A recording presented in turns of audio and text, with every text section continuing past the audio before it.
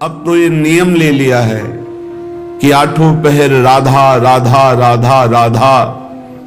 तो बोले क्या है ये राधा नाम? बोले हमारा जीवन धन है, परम धन है, ये कल्प तरु है, जो चाहोगे प्राप्त हो जाएगा। आप करके तो देखो। बिन विश्वास भगति नहीं ते, बिन द्रमहि न राम, राम कृपा बिन सपन्यु जीव न लह विश्राम। ये वृंदावन की भूमि से जो आपको राधा नाम श्रवण करने को मिल रहा, राधा नाम जपने की प्रेरणा मिल रही है, एक बार जीवन को राधा नाम के हवाले कर दो, समर्पित कर दो कि आप आठों पहर राधा राधा जपेंगे, फिर देख लो तुम्हारी असत कामनाएं भस्म हो जाएंगी, सत कामनाएं पूर्ण हो जाएंगी और अनुराग रस से युक्त हो जाओगे, प्रेम युक्त हो जाओगे।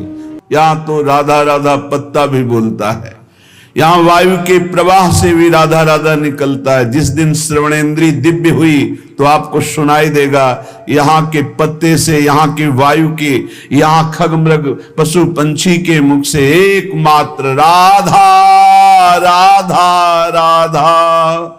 दर्शे सी वृंदावन धाम। दूसरा अर्थ, जो राधा राधा राधा ऐसा बोलता है उसके नेत्रों के सामने दिव्य वृंदावन प्रकाशित हो जाता है। जहां दिव्य धाम वहीं दिव्य रूप, वहीं दिव्य लीला। ललित किशोरी देव जी कह रहे हैं अब तो आठों पहर केवल राधा राधा राधा। यहां छाती के अंदर लिख लो, हृदय रूपी कागज में लिख लो राधा, और हर समय उसे बांचते रहो, राधा राधा राधा राधा। बहुत सुंदर साधन है। हृदय में राधा नाम लिख लो, आंख मूंदो तो आपको दिखाई देना चाहिए सामने तेजों में राधा नाम, आंख खोले तो राधा नाम, और उसी को बार बार गाते रहो, सुनते रहो। तो राधा नाम अंक आभूषण भूषित कर अंग नाच, राधा नाम लिखी पाटुलिया, ललित किशोरी बाच साच, राधा नाम सो चितरात। परम सत्य राधा नाम से चित्त को जोड़ दो, राधा नाम के गीत गा करके नाचो, राधा नाम को बार बार हृदय में मानस पटल पर लिख करके बांचो। इसी से परम अनुराग प्रकट हो जाएगा, जो चाहोगे वो प्राप्त हो जाएगा। राधा नाम ही सोना तो जाके नाम लेत प्रीतम सो, परत प्रीति को खातो।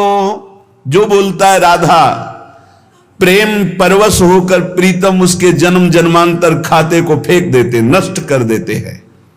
जो श्लोक में वही पद में, अनुलिख्यानंतान तदप राधान मधुपति महाप्रेमाविष्टम तो परम देयम विंशति। क्या इसे दूं? ये मुझे राधा नाम सुनाया, इसे क्या दूं? ऐसा श्री कृष्ण विवश होकर उसके लिखे हुए अनंत जन्मों के अपराध सब नष्ट कर देते हैं। जो विश्वास करे, खास बात है विश्वास की। ललित किशोरी पहले ते मन लातो। हाय बड़ा समय व्यर्थ चला गया, मुझे बचपन से क्यों राधा नाम सुनने को नहीं मिला, केवल राधा नाम ही रटता। कितना समय चला गया, इसके बाद परिचय में राधा नाम आया। ललित किशोरी जी कह रहे हैं यदि अब विश्वास हो जाए तो अब पकड़ लो राधा नाम, तो क्या होगा? होयो कुंज निवास। तुम कहीं भी शरीर रखो, तुम्हारा मन निकुंज में रहेगा। जगत क्यों जन्म जन्म भर मातो, राधा नाम ही सोना तो।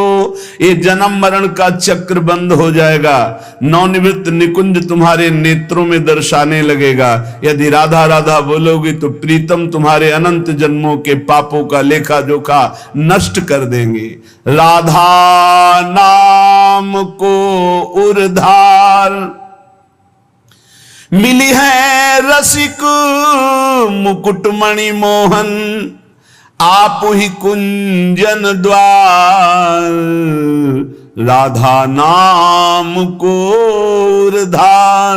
यदि राधा राधा राधा ऐसा बोले तो श्री कृष्ण हर समय तुम्हारे साथ है और निकुंज द्वार में तुम्हारा अद्भुत स्वागत होगा।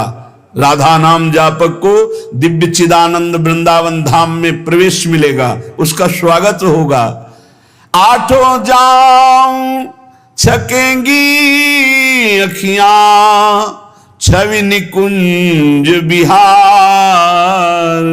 ललित किशोरी फीके परि है सर्वस सुख संसार, परम धन राधा नाम उर्धार। हे उपासक, यदि आठों पहर राधा राधा जपोगे तो तुम्हारे नेत्र छक जाएंगे, जुगल माधुरी तुम्हारे नेत्रों में भर जाएगी, अर्थात प्रिया प्रीतम का साक्षात्कार हो जाएगा। ललित किशोरी जी कहते हैं संसार के समस्त भोग आकर्षण ये सब फीके हो जाएंगे जितना अधिक तुम नाम राधा नाम जप करोगे।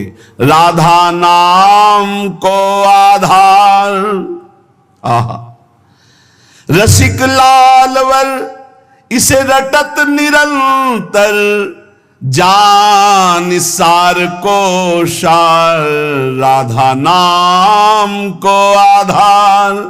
परम सार आत्म तत्व, आत्म तत्व के परम सार परमात्म तत्व श्री कृष्ण, श्री कृष्ण का परम सार राधा किशोरी। इसीलिए परम सार जानकर स्वयं हरि श्री कृष्ण राधा राधा राधा रटत निरंतर, निरंतर राधा स्मृति में। तो राधा किशोरी श्याम श्यामेति सुंदर वरेति मनोहरेति, कंदर्प कोटि ललितेति सुनागरेति। निरंतर श्याम सुंदर विविध नाम प्रभु के रटते हुए अशुभ प्रवाह लाडली करती हैं, तो राधा राधा रटते हुए स्मृति में लालजू डूबे हुए हैं। चाहे जितने तुम जैसे नीच पामर हो, कुछ भी अपराध बन गया हो, अब चिंता मत करो, अब लो नशानी अब ना नशे हो, आज तक की आप नहीं करूंगा, तो राधा नाम जप करो, आपका सब ठीक हो जाएगा। किसी की मत सुनो, सब अपनी अपनी अलग भिन्न भिन्न मति है, भिन्न भिन्न गति है। सत्य है ब्रज 84 कोश परम धाम श्री लालजू का। कोई किसी भी संप्रदाय का कहीं का भी हो, क्या ये नहीं जानता कि ब्रज 84 कोश महामहिम धन है। कल एक महामुनि जैन मुनि जी पधारे तो उनका अहोभाग्य हमें आज श्री कृष्ण की लीला भूमि में प्रवेश मिला, शायद जीवन में दोबारा आने को मिले कि ना मिले। अच्छा लगा। सब कौन ऐसा है त्रिभुवन में जो इस ब्रज भूमि और वृंदावन धाम की, और फिर बिहारी जी के दर्शन को गए, यहाँ की रज माथे पे लगाई, अहोभाग्य बार बार ऐसे बोल रहे थे। ये चाहे जितना कोई गुणहीन मलिन दीन हो, यदि ये नियम ले ले कि अब लो नशानी अब ना नशई हो और राधा राधा राधा रटे, तो उसे निरंतर श्री लालजू के सानिध्य का अनुभव होने लगेगा, सारे दुख मिट जाएंगे और सच्चिदानंद प्रेम रस में डूब जाएगा। सब गुणहीन मलिन दीन अति, जो पतितन में सरदार, पापियों में भी महापापी जो हो, पर वो रटने लगे राधा राधा राधा, तो ललित किशोरी जी कहते हैं मैं वादा करता हूं तासु भरोसे ललित किशोरी सो पाव पसार। मेरी महारानी जी के भरोसे होकर निश्चिंत होकर सो। अब यमदूत तुम्हें डांट नहीं लगा सकते, अब तुम्हारी दुर्गति नहीं हो सकती यदि तुम्हारे मुख से राधा राधा राधा ऐसा निकल रहा है।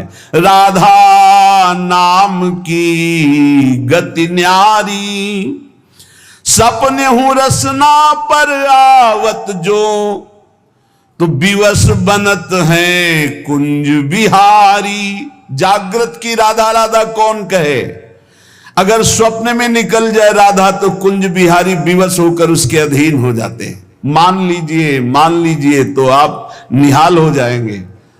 ये किसी स्वार्थवश महापुरुष नहीं कह रहे, तुम्हारे पास कुछ नहीं देने के लिए, जो है वो सब नाशवान है। इस नाशवान को जिसे तुम महत्व दे रहे हो, इस मार्ग में चलने वाला पथिक पहले कदम पर उसको नष्ट कर देता है।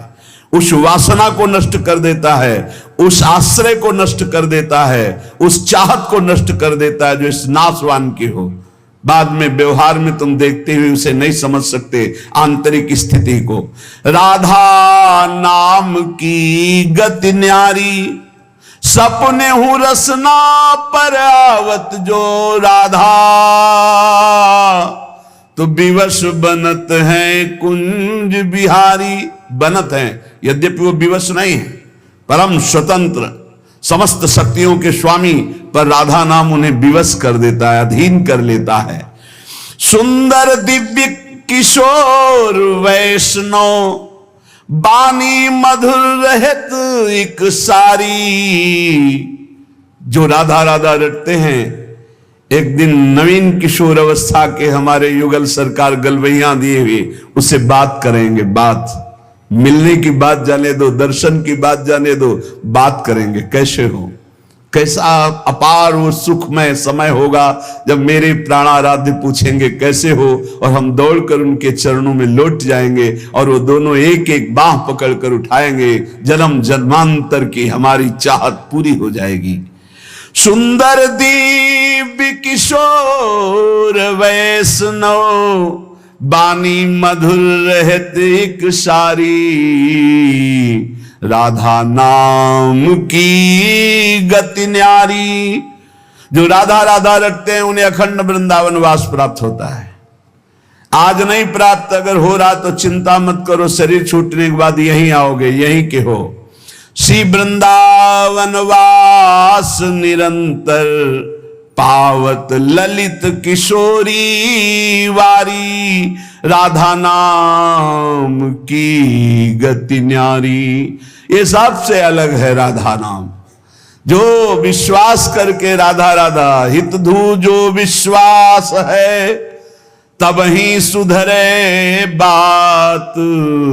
ना तो माया पंथ में फिरे जो टक्कर खात।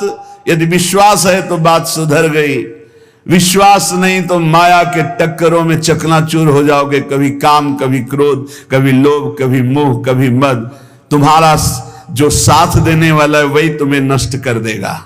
हमारी बात को समझना, यदि भगवद आश्रय नहीं तो तुम्हारा कोई नहीं है, भगवद आश्रय है तो सब विरोध में हो तो भी तुम्हारा कोई बाल बांका नहीं कर सकता। अपनी स्थिति प्रभु में हो, सब बात बन गई।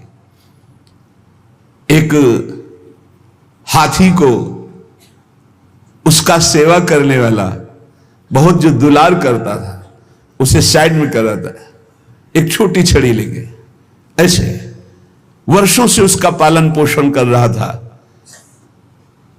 काल सवार हो गया, सूर से पटक दिया और जैसे परेठा पलट पलट के बनाया जाता है ऐसे उसको चकनाचूर कर दिया, लातों से रख रख कर मार कर। एक आदमी जा रहा है आराम से, पीछे से साड़ आया, उठाकर पटक दिया, इतना मारा, मर गया। एक एक मिनट में मृत्यु हमारे लिए खड़ी हुई है, कहां कब कैसे। इसलिए हमारा जीवन जितना है वो सब सुखमय हो जाए, आनंदमय हो जाए, हमारी मृत्यु भी हो तो महोत्सव बन जाए। इसलिए राधा राधा राधा। पूज्य भाई श्री हनुमान प्रसाद पोद्दार जी महाराज कह रहे, प्रेम शब्द संसार में सार्थक नहीं है, धोखा है। यहां संसार में कोई किसी से प्रेम नहीं करता, कोई नहीं करता। अपने स्वार्थ की पूर्ति के लिए ही यहां प्रेम शब्द का प्रयोग किया जाता है। प्रेम केवल केवल सच्चिदानंद से होता है, क्योंकि प्रेम कामना रहितम, प्रेम में कामना नहीं होती, और यहां बिना कामना के प्रेम नहीं होता, इसलिए वो प्रेम नहीं है, वो राग है, वो मोह है, वो आसक्ति है, वो काम है, प्रेम नहीं है। प्रेम सच्चिदानंद में होता है, क्योंकि प्रेम सूक्ष्मतरम, और यहां स्थूल शरीर को लेकर प्रेम किया जाता है। स्थूल शरीर को लेकर, जो स्थूल को लेकर किया जाता है वो राग होता है, प्रेम नहीं होता। जो कामना को लेकर किया जाता है वो राग होता है, प्रेम नहीं होता है। और ये क्रिया स्वरूप है और प्रेम अनुभव स्वरूप है। प्रेम अनुभव स्वरूपम और ये क्रिया स्वरूप है, इसमें क्रियाएं होती हैं। तो ये क्रियाएं मोहाशक्ति से होती हैं। प्रेम अनुभव स्वरूपम, हृदय का विषय, अनिर्वचनीयम, इसमें वचन बोलते हैं। जहां एक दूसरे के प्रति मैं तुम्हें बहुत प्यार करता हूं, क्यों? उसको प्रभावित करके अपनी वासना की पूर्ति करना है। इसलिए चाहे कोई वासना हो, कोई स्वार्थ हो, कोई किसी से मित्रता करता है तो बीच में गंदगी होती है, निज सुख गंदगी होती है, अपनी भावना को पोषण करना, अपने स्वार्थ का पोषण करना, अपनी वासना का पोषण करना, अगर ये गंदगी निकल जाए तो सच्चिदानंद प्रेम कहीं भी कर ले तो भगवान की प्राप्ति हो जाए। पर स्वसुख वांछा रूपी गंदगी का त्याग, जो अपने सुख को भोगने के लिए दूसरे से प्यार का शब्द प्रयोग किया जाता है, ये राग है, ये काम है, ये मलिन वासना है, ये प्यार नहीं है, ये मदांध है। को आ मदांधो मदनातुरोवा, ये काम से व्याकुल पुरुष ऐसा बोलता है, अपनी कामना की पूर्ति। काम का तात्पर्य केवल एक जनेन्द्रीय जन्य नहीं है, हर इंद्री की कामना से युक्त होकर जो किसी से बोला जाता है मैं तुम्हें बहुत प्यार करता हूं, ये केवल वासना का केवल सूचक है। क्योंकि अनिर्वचनीयम प्रेम स्वरूपम, प्रेम कभी कहा नहीं जा सकता कि मैं तुम्हें बहुत प्यार करता हूं। इसलिए प्रेम सार्थक होता है सच्चिदानंद भगवान में। प्रेम शब्द केवल लगता है भगवान में, और यहां जो भी होता है वो राग होता है, काम होता है, आसक्ति होती है, मोह होता है। प्रेम शब्द श्री भगवान में सार्थक होता है, समझ लीजिए।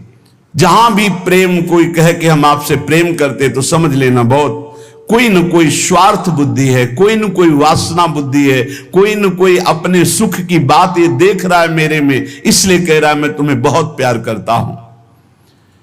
प्रेम विशुद्ध होता है, कामना मलिन होती है। प्रेम निस्वार्थ होता है और कामना स्वार्थ युक्त होती है। यहां कौन निस्वार्थ प्रेम करता है? यहां कौन विशुद्ध प्रेम करता है? उज्जवल होता है प्रेम और काम मलिन होता है।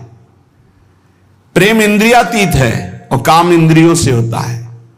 तो ये प्रेम सार्थक होता है सिर्फ श्री भगवान में। जो आपको बोले कि मैं आपको बहुत प्यार करता हूं, तो समझ लेना ये वासना का खेल खेलने का षड्यंत्र है, ना कि प्रेम। आज इसी षड्यंत्र में फंसकर अपने चरित्र को, अपने जीवन को दूषित किया जाता है और कहा जाता है प्रेमी हैं हम। प्रेमी, प्रेम शब्द को कलंकित किया जाता है। वही प्रेमी हितधाम में थे तो एक जोड़ी आई, उन्होंने कहा कि हमने लव मैरिज किया है, आशीर्वाद दीजिए। बढ़िया है। एक साल बाद अकेले दिखाई दिया हमको, भाई अकेले आए आप? बोले तलाक हो गई है। यह है प्रेम।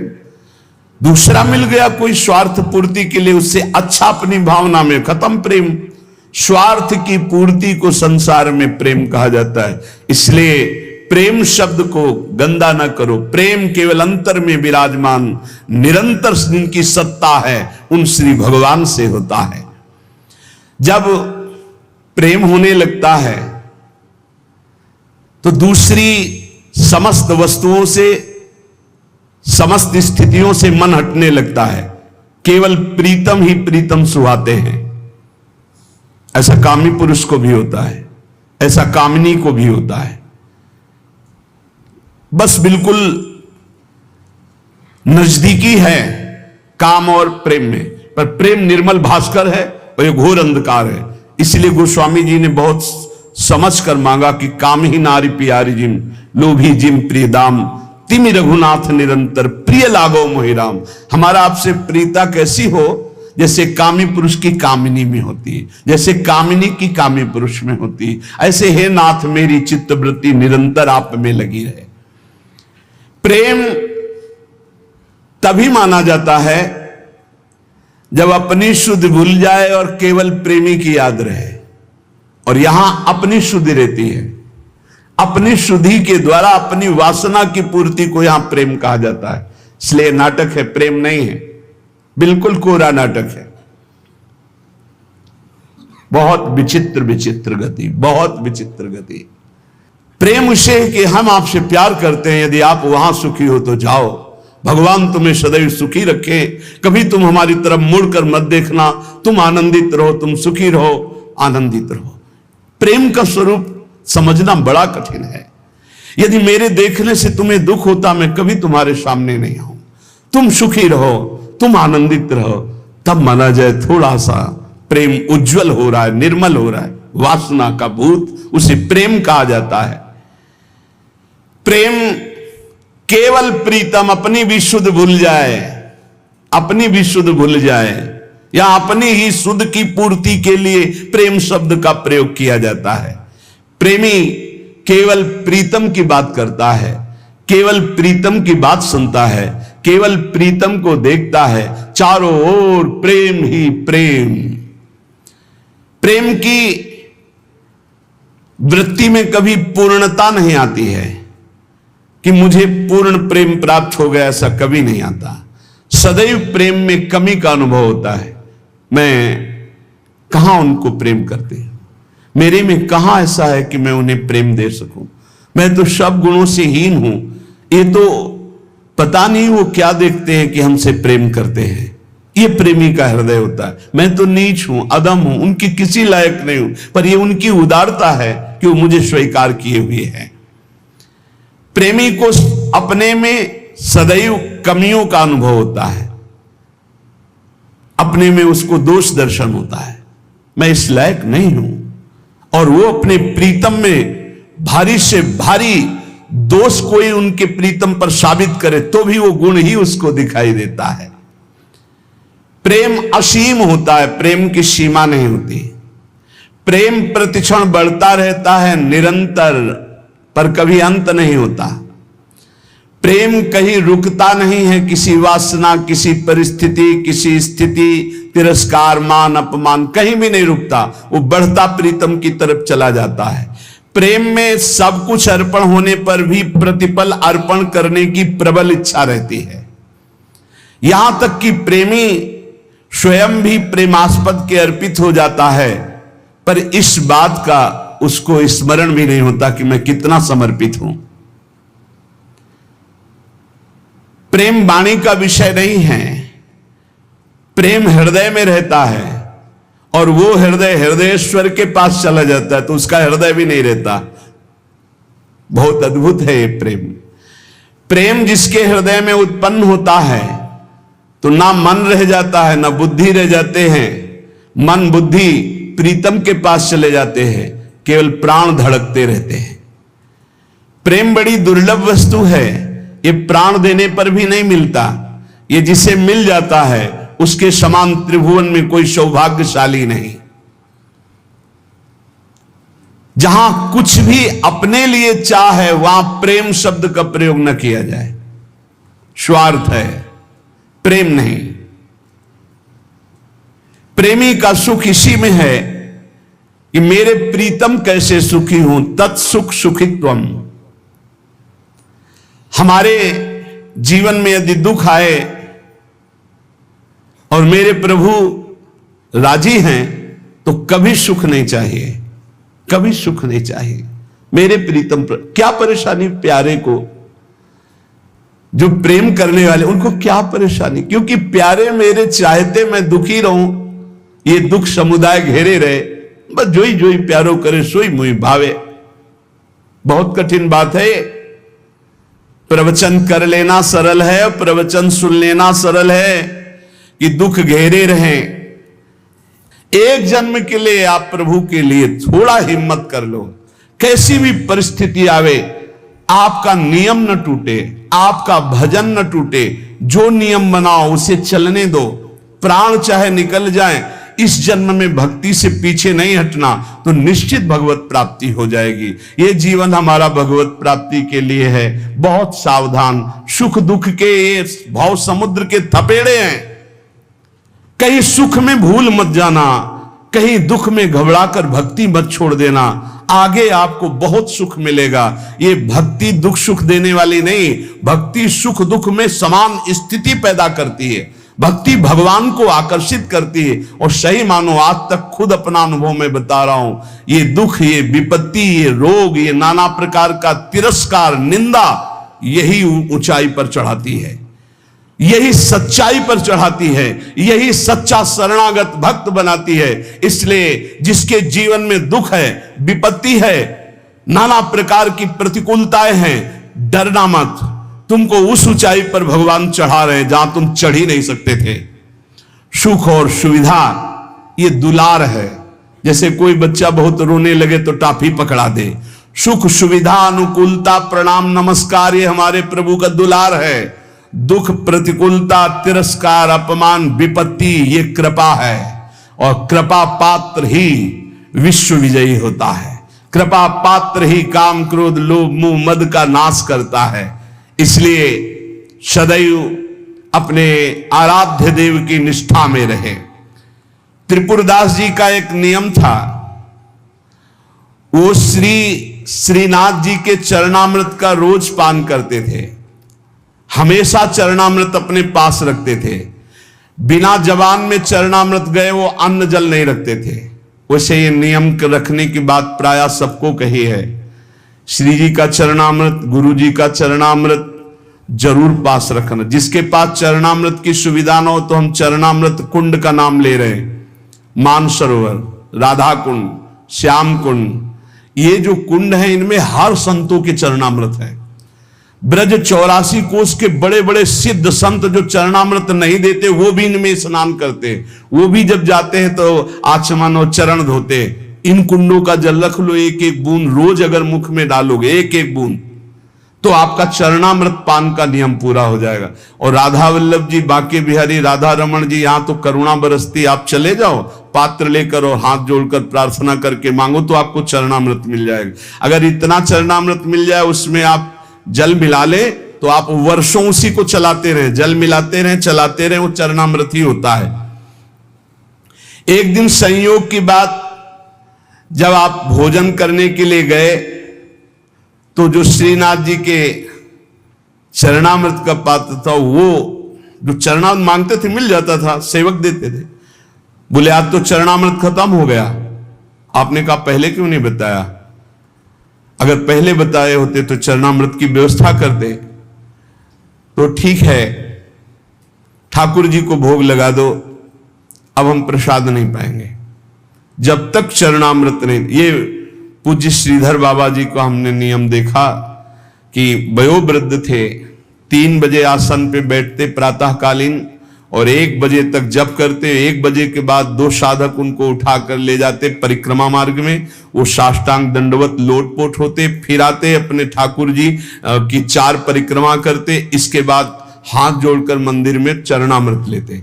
और जब चरणामृत जिस दिन, एक तो प्राय रहता ऐसा कभी हो गया कि कोई दूसरा भगत जो उनके नियम निष्ठा को नहीं जानता वो सब बट गया, तो बोले बाबा चरणामृत तो बट गया, 1 बूंद पानी नहीं पिएंगे। अब फिर 1 बजे वही प्रक्रिया करके चरणामृत मिलेगा तब पानी पिएंगे, तब भोजन कर। ऐसी भक्तों में निष्ठा। तो उन्होंने कहा मैं दरबार जा रहा हूं, तुम लोग श्री ठाकुर जी को भोग लगाकर प्रसाद पा लेना, अब मेरी प्रतीक्षा मत करना, क्योंकि जब तक चरणामृत नहीं तो मैं ठाकुर जी का प्रसाद भी नहीं पाऊंगा। मन में निश्चय किया कि यदि चरणामृत श्रीनाथ जी का नहीं मिला तो चाहे प्राण निकल जाए कभी कुछ जबान पे नहीं रखूंगा। चरणामृत के बिना मेरा जीवन किस काम का। रसोईया अपने कार्य में लग गया। इतने में स्वयं श्रीनाथ जी 10 वर्ष के बालक का रूप रहकर पात्र में चरणामृत अपना जतिपुरा से ले गए।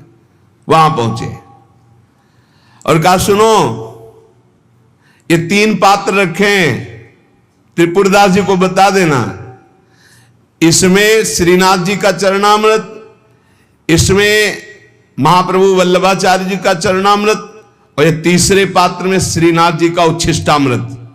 उनको बुला लो और पवाओ। और ये तीनों थैलियां भेजी गए। बालक ऐसा कह के चला गया। त्रिपुरदास जी को बुलाने के लिए गए। त्रिपुरदास जी दरबार में थे, एकांत में आए और उनका मैंने कहा था कि बिना चरणामृत के हम प्रसाद नहीं पाते, क्यों हमको तंग कर रहे हो? बोले नहीं, चरणामृत तो आपकी ही बात पहुंच गई है तो वहां से चरणामृत भेजा गया है। बोले कौन बालक चरणामृत लाया? बोले जय जय ने भेजा होगा। तो कितनी अवस्था था? 10-12 वर्ष की अवस्था। वो कहा अरे बालक नहीं था, साक्षात श्रीनाथ जी थे, साक्षात श्रीनाथ जी थे।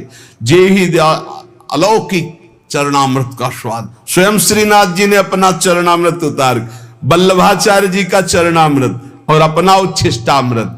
जो साधक, जो भक्त निष्ठावान होते हैं तो ठाकुर जी उनकी निष्ठा की पूर्ति करते हैं। इसलिए अपने जीवन को भक्ति की निष्ठा में बांधिए। जो नियम लो आजीवन प्राणपण उसका निर्वाह करो।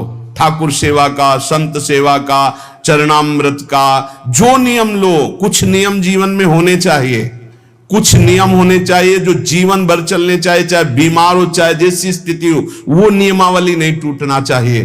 उन नियमावली से ही भगवान रीझ जाएंगे। नेम से ही प्रेम होता है और फिर प्रेम में कोई नेम नहीं रहता। इसलिए उपासक नियम पूर्वक, दृढ़ता पूर्वक भक्ति करे, खूब नाम जप करे और इसी जन्म में भगवत प्राप्ति करे, ऐसा दृढ़ निष्ठावान बने। शेष चर्चा आगे। श्री राधा वल्लभ लाल की।